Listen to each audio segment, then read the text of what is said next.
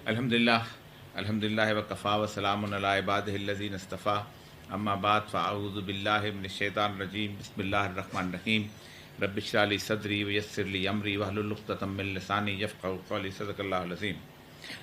हज़रात गिरामी, पाकिस्तान इस वक्त जिस तरह की सूरत हाल से गुज़र रहा है और जो यकीनी बेयकीनी की कैफियत है, इसके लिए मैं चाहता हूँ कि थोड़ा सा एक बुनियादी एक जो है वो गुफ्तगू कर लूँ और उसके बाद फिर हम उसके पर मज़ीद गुफ्तगू करेंगे। गुज़श्ता तकरीबन एक साल से इस पर गुफ्तगू करता चला आ रहा हूँ कि पाकिस्तान और यूक्रेन दो ऐसे ममालिक हैं कि जहाँ पर किसी न किसी वक्त अमेरिका और उसके इत्तेहादी जो हैं वो हमलावर होकर इन दोनों ख़ित्तों को डिस्टर्ब करेंगे और तबाह बर्बाद करेंगे। ये मेरे हाथ में इस वक्त पेंटागन की इंडो पैसिफिक स्ट्रेटजी है जो नवंबर 2019 में आई थी और उसके बाद 2020-2021 में उन्होंने बाकायदा इसके ऊपर काम किया और सोचा कि हमने क्या करना है। उसके साथ साथ उनका एक सेंटर है United states study centre university of Sydney के अंदर। इसके अंदर उन्होंने पूरी मिलिट्री माइट जो है उसकी ये रिपोर्ट है कि हम कैसे यहाँ पर इसको देख सकते हैं कि कैसे हम चीन को रोक सकते हैं कि वो आइंदा अपनी माशी एक्टिविटीज़ जो हैं वो आगे ना बढ़ा सकें। लेकिन कमाल की बात यह है कि ये इंडो पैसिफिक स्ट्रेटजी जो है ये इंडो पैसिफिक है, यानी बहरा हिंद और बहरा ओकियानूस के साहिल की। लेकिन उसका दूसरा चैप्टर जो है वो यूक्रेन के साथ डील करता है और यूक्रेन के बारे में बताता है कि ये यूक्रेन जो है ये रूस जो है एक दोबारा एक कैंसर है जो यूरोप में उभर रहा है और ये कैंसर अगर हमने ना रोका तो चीन की ये मदद करेगा और चीन जो है इस रास्ते से यूरोप के अंदर अपनी इन्फ्लुएंस को बढ़ाता चला जाएगा। और दूसरा उन्होंने ये कहा था कि गवादर जो है ये वाहिद एक रास्ता है कि जिस रास्ते के ज़रिए चीन जो है इस मगरब तक पहुंच सकता है और मगरब के साथ साथ से आगे भी जा सकता है। तो इस हालात के अंदर 2019 में और पहले से ही 2014 में यूक्रेन के अंदर एक बहुत बड़ा, जिसे ऑरेंज रेवोल्यूशन कहते हैं, वो ला चुके थे और वहाँ उन्होंने लोगों को बाकायदा कायल किया था, पॉलिटिशियंस को पैसे दिए थे और पैसे दे के उन्होंने वहाँ पर एक अदम एतमाद की तहरीक लेके आए थे। 2020 में वाशिंगटन पोस्ट ने भी और बाकी लोगों ने भी वो स्टोरी खोल दी कि वो लोग जो थे उन्होंने बाकायदा उसको, जॉर्ज सोरोस का अदारा था वो मदद करता रहा, फिर उसके साथ साथ यूएसएड करता रहा और यूनाइटेड नेशंस की जो यूनाइटेड स्टेट्स की एंडोवमेंट फंड फॉर डेमोक्रेसी मदद करती रही। तो वो लोग आए, उन्होंने अदम एतमाद की तहरीक पेश की, शोर मचा। शोर मचने के बाद हुआ ये कि धरना शुरू हुआ। यूरोपीय यूनियन के एम्बेसडर जो थे वो धरनों के अंदर बैठना शुरू हो गए। बैठने के बाद वहाँ पर 100-150 बंदा मरा। मरने के बाद वो बेचारा रूस का जो प्रो था वो बंदा भाग गया और इस मसखरे जो है ज़ेलेंस्की को, जो खालिस्तान कॉमेडी करता था, इसको उन्होंने वहाँ पर बिठा दिया। और ये इसका दादा जो था ये बुनियादी तौर पर बहुत सख्त किस्म का, कट्टर किस्म का यहूदी था जो कि मारा गया था हिटलर के हाथों उसके कंसंट्रेशन कैंप के अंदर। तो इसकी ख़ास तासुब जो था उसका था, इसीलिए इसके आने के ऊपर सबसे ज़्यादा खुशी जो थी वो इजराइल में मनाई गई। दूसरा मामला था पाकिस्तान। अब इस मामले के अंदर हुआ ये कि शायद पाकिस्तान का मामला थोड़ी देर मज़ीद रुक जाता, लेकिन दो ऐसे इवेंट आए हैं कि जिन इवेंट की वजह से पाकिस्तान का मसला जो था वो बहुत सख्त हो गया। उन्हें पाकिस्तान के अंदर कुछ ना कुछ करना पड़ गया। एक तो ये था कि उनको क़त्अन इस बात का यकीन ही नहीं था कि वो कि अफ़गानिस्तान के अंदर जो सूरत हाल है, अफ़गानिस्तान की सूरत हाल इतनी बुरी हो जाएगी कि उनकी तैयार करदा जो फ़ौज है उस फ़ौज को भी वहाँ से निकलना पड़ जाएगा। अब हालत ये हुई कि जिस वक्त अमेरिका की अफवाज वहाँ से निकली हैं तो अमेरिका की अफवाज के निकलने के फ़ौरन बाद अमेरिका को बहुत तसल्ली थी कि वो 3 लाख फ़ौज जिसको वो तैयार करके वहाँ से गया है, वो 3 लाख फ़ौज जो है ये बहुत अहम फ़ौज है। और इसको बारे में जो बाइडन ने कहा था कि बेहतरीन ट्रेनिंग हमने उनको दी है, बेहतरीन इक्विपमेंट हमने उनको दिया है, शानदार किस्म की उनकी जो है जिसे कहते हैं फ़िज़ाई किस्म की सर्विलेंस है, तो ये जो है ये तो बड़ा काम करेगी। तो कम से कम 3-4 साल 5 साल अफ़गान आपस में लड़ते जाएंगे और मरेंगे। तालिबान होंगे, वो भी अफ़गान हैं, वो भी मुसलमान हैं। उसके साथ साथ ये जो 3 लाख फ़ौज है, कुछ ताजिक हैं, कुछ उज़्बेक हैं, हमने इकट्ठी कर बनाई हुई है, ये मरेंगे। हम जाएंगे आराम से वहाँ पर जाके कॉफ़ी पिएंगे और हम तबसरे किया करेंगे। لیکن ہوا یہ کہ جیسے ہی وہ نکلی ہیں تو یہ جتنے فوجیوں کے خاص لوگ تھے یہ پاگل ہو کے ایئرپورٹ پہ بھاگ گئے اور ان کا ہمیں نکالو. تو وہ سارے جتنے بھی بٹیرے تیار کیے ہوئے تھے، جو مرغے تیار کیے ہوئے تھے، یہ تو نکل گئے. دوسری وجہ پاکستان کے اندر ان کو بہت زیادہ یہ ہوئی کہ پاکستان ابھی اس معاملے کے اندر افغانستان کے اندر یہ ڈیل کر ہی رہا تھا، طالبان وہاں آ رہے تھے کہ روس نے خطرہ کو بھانپتے ہوئے یوکرین پہ حملہ کر دیا. اور جیسے ہی وہ روس نے حملہ کیا یوکرین کے اوپر، تو پاکستان کے بارے میں انہوں نے کہا کہ پاکستان اگر اس میں اسٹیبلٹی حاصل کر گیا اور ایک دفعہ یہ جو تورخم بنجیک سے لے کے یہ خنجراب سے لے کے گوادر تک ٹریفک چلنا شروع ہو گئی تو پھر روک کو نہیں سکے گا. جیسے نہر سویز کو کوئی روک نہیں سکتا، اب مسئلہ ہو جائے گا، انٹرنیشنل صورتحال بن جائے گی. تو کسی نہ کسی طریقے سے پاکستان کے اندر یہ صورتحال بلٹ کی جائے. اسی لیے دنیا میں بیوقوف سے بیوقوف آدمی بھی یہ ماننے کو تیار نہیں، کم از کم اس وقت، کہ اچانک کچھ لوگ جو ایک دوسرے کو گالیاں نکالتے تھے، ایک دوسرے کے خلاف کوئی تو 700 سال سے تھے، جن کہتے صدیوں سے جناب یہ بلوچوں کا غدار باپ پارٹی ہے، یہ جناب وہ کہتے ہم بڑے علمبردار ہیں، عطا اللہ مینگل کی اولاد ہیں، اس کے بعد خیر بخش مری کی اولاد ہیں، ہمارے ساتھ اس کے ساتھ اے این پی کا کتنا پرانا آپس میں دشمنی تھی، نون لیگ کے ساتھ پیپل پارٹی کی تھی. اچانک کون سا عمران خان نے ہٹلر کی طرح لوگوں کو قتل کرنا شروع کر دیا تھا کہ یہ سارے ایک دسترخوان پہ اکٹھے ہو گئے. اور یہ بڑا آسان ہے کہ ان کیسے اکٹھے ہوئے. پہلی بات تو یہ ہے کہ اکٹھا کیا ان کو انٹرنیشنل اسٹیبلشمنٹ نے اور پاکستان کی اسٹیبلشمنٹ نے ساتھ دیا.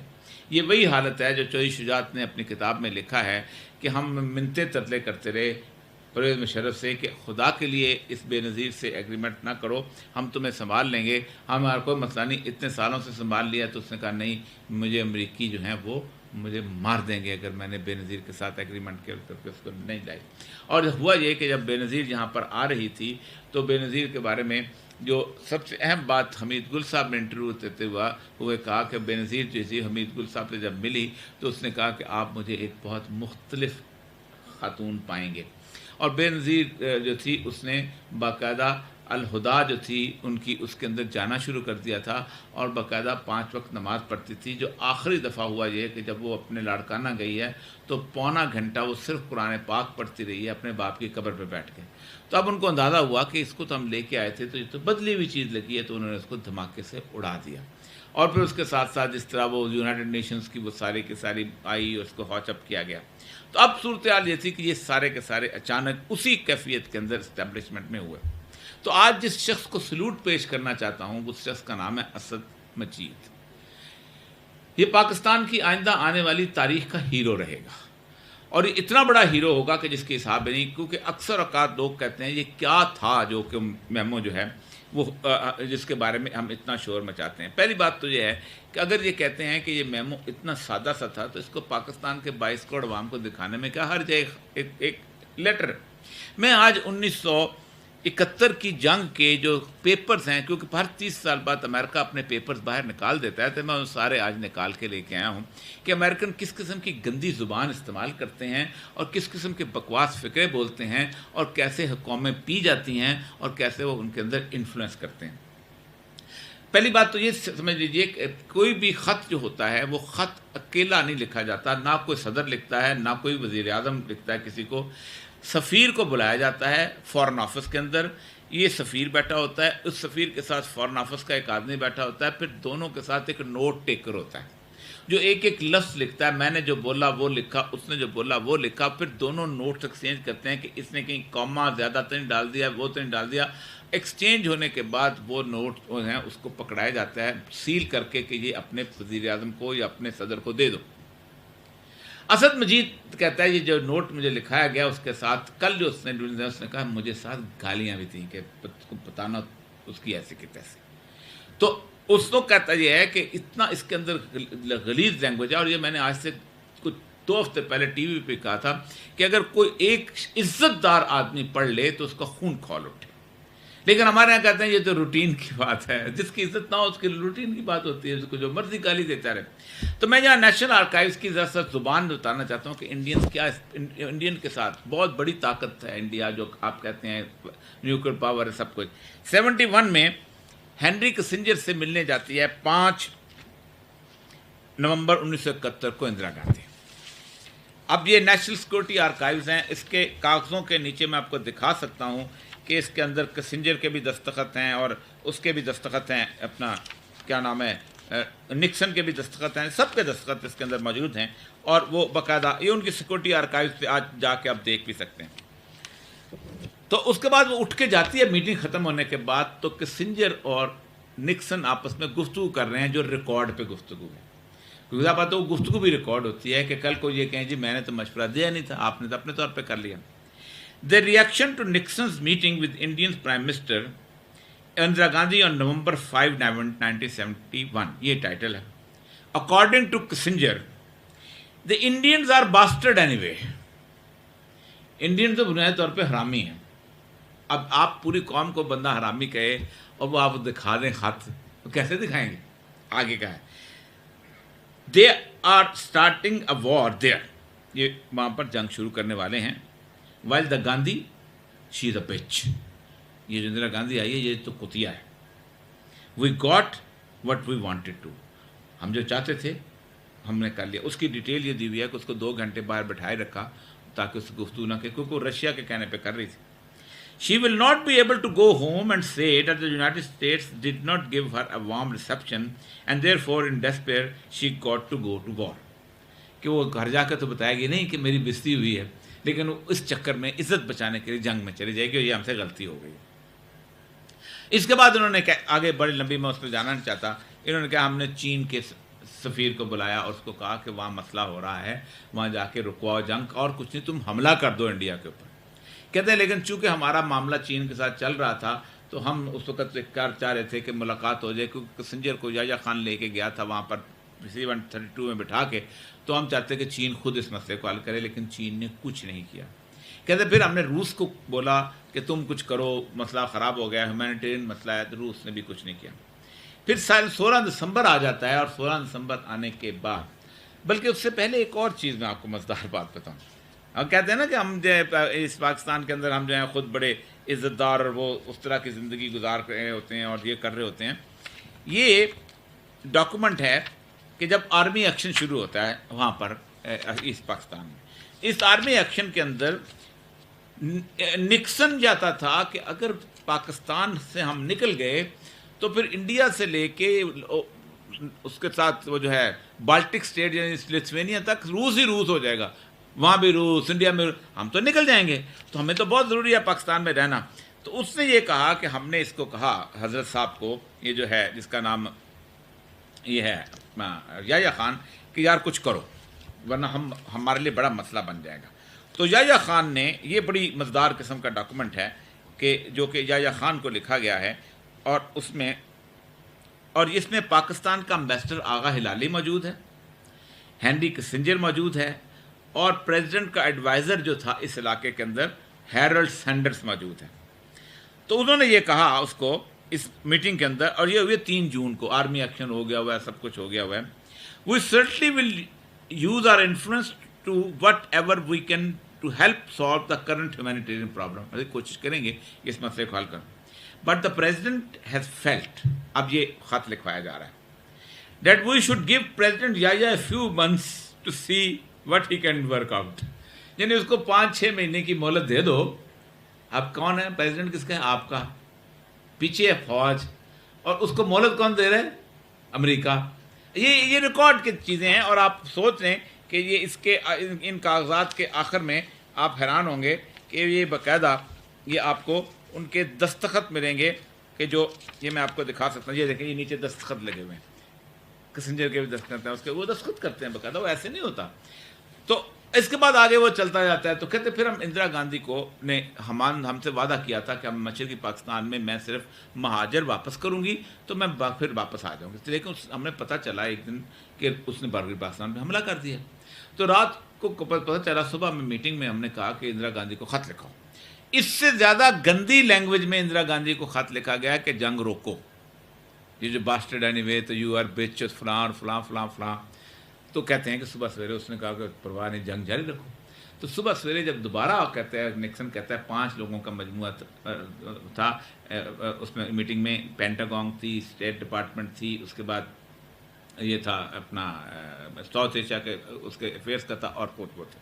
تو فیصلہ ہوا کہ نہیں، اگر انڈیا پاکستان کے اندر آ گیا تو امریکہ تو گیا یہاں سے، ہمارا تو بسرا بوریا گول ہو گیا.